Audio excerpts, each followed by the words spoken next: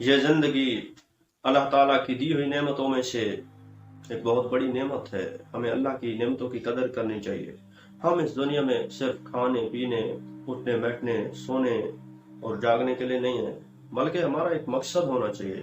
زندگی وہی ہے جو مقصد کے ساتھ گزرے، اور جو زندگی بے مقصد ہو، جس کا کوئی مقصد نہ ہو، وہ فضول ہے۔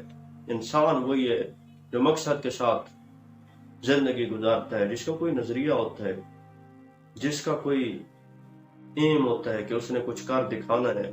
اگر ہم نے کچھ نہیں کرنا، ہاتھ پہ ہاتھ دھرے بیٹھے رہیں، تو اس بات کا مطلب ہے ہماری زندگی کا کوئی مقصد نہیں ہے۔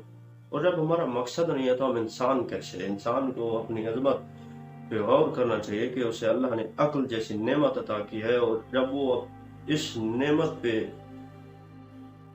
غور کرے گا تو وہ اس کا اچھا استعمال کرے گا۔ جب وہ اس کا اچھا استعمال کرے گا تو برکتیں ظاہر ہو جائیں گی۔ وہ خدا بڑا عظیم ہے، وہ عطا کرتا ہے۔